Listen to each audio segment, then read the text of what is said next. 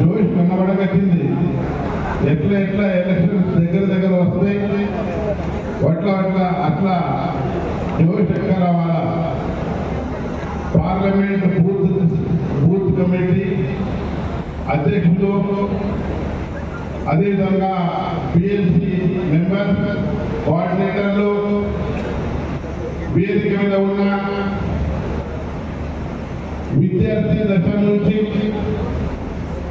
ఇప్పటి వరకు ఛాతీలో బుల్లెట్ కూడా ఉన్న పార్టీకి సేవ చేస్తూ వస్తూ ముఖ్య అతిథి అన్న మురళీధరరావు గారు, మధ్యప్రదేశ్ ఇన్ఛార్జ్, అదేవిధంగా భారతీయ జనతా పార్టీ శాసనసభ నేత మిత్రులు మహేశ్వర్ రెడ్డి గారు, ఆదిలాబాద్ పార్లమెంట్ ఇన్ఛార్జ్, అదేవిధంగా ఆదిలాబాద్ శాసనసభ్యులు మిత్రులు పాయి శంకర్ గారు, సిర్పూర్ కాంగ్రెస్ నగర్ శాసనసభ్యులు హరీష్ బాబు గారు, మన అభ్యర్థి పార్లమెంట్ అభ్యర్థి మిత్రులు గోడాం నాగేష్ గారు, మన పార్లమెంట్ సంస్థాగత ఇన్ఛార్జ్ ఐజాపూర్ శ్రీనివాస్ గారు, జిల్లా పరిషత్ చైర్మన్ జనార్దన్ రాఠోడ్ గారు,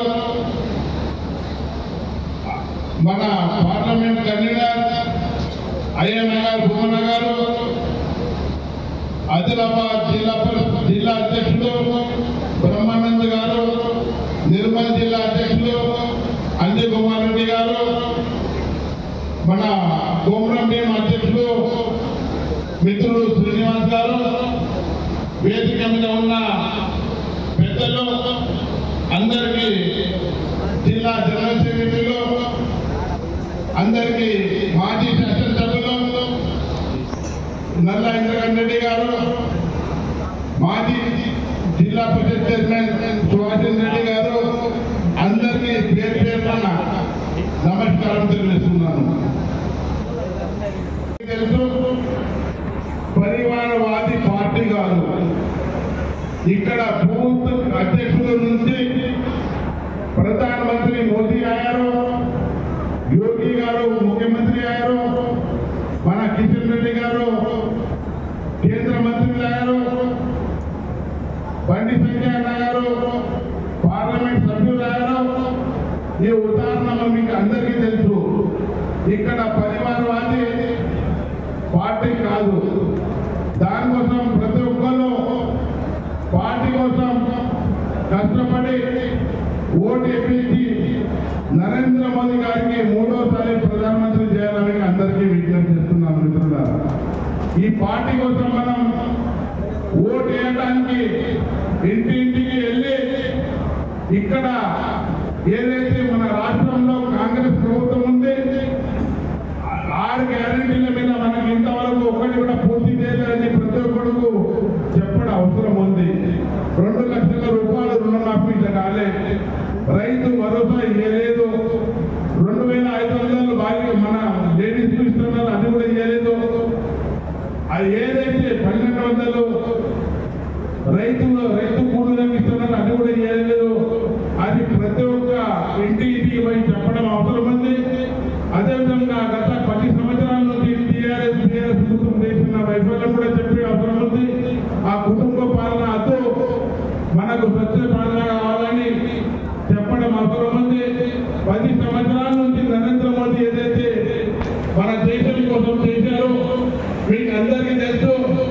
5 సంవత్సరాల కింద మన అయోధ్యలో రామ మందిరం ఎక్కడ ఉంది మన గుర్తు లేకుండా ఆ రామ మందిరం కట్టించిన ఘనత అంటే ఇలా నరేంద్ర మోదీది కానీ మనం గర్వంగా చెప్పచ్చు మిత్రులారా. అదేవిధంగా 370 ఆర్టికల్ కానీ మన చేసిన ఉజ్వల్ గ్యాస్ ఏదైతే మనకు ఫ్రీ ఉజ్వల్ గ్యాస్ ఇస్తున్నారో 10 కోట్ల ఉజ్వల్ గ్యాస్ కనెక్షన్ ఇచ్చారు. ఏదైతే నరేంద్ర మోదీ గారు చేసిన ఘనత రోడ్స్ కానీ హైవేస్ కానీ చేసిన ఘనత ప్రతి ఒక్కరు చెప్పడం అవసరం ఉంది అని మీకు అందరికీ తెలియజేస్తున్నాను. ఇలా పల్లెటూళ్ళలో చూస్తే వైకుంఠ ధామం అనేది కేంద్ర ప్రభుత్వము, మన 5 లక్షలు ఏదైతే కట్టినారు అక్కడ స్వచ్ఛ భారత్ కింద అది కూడా నరేంద్ర మోదీ మన భారతీయ జనతా పార్టీ సర్కార్ అని చెప్పడం అవసరం ఉంది. ఇవి అన్ని చెప్పుకుంటా పోతూ ప్రతి ఒక్కళ్ళు కష్టపడి నరేంద్ర మోదీ ఒకటే మనకు కమలం పువ్వు నరేంద్ర మోదీ గారికి గెలిపించాలని కోరుకుంటూ గేడా నాగేష్ గారికి ఏదైతే ఇప్పుడు పాయింట్ శంకర్ గారు సోదరు చెప్పారో మాజీ మంత్రి రావు ఒకసారి పార్లమెంట్ సభ్యులు కూడా అయ్యారు. ఆయన చాలా ఎక్స్పీరియన్స్. దానికోసం ఒకసారి అందరు కలిసి నాగేష్ గారికి ఢిల్లీకి పంపాలని కోరుకుంటూ ఈ అవకాశం ఇచ్చిన పెద్దలకు ధన్యవాదాలు తెలియజేస్తున్నాను.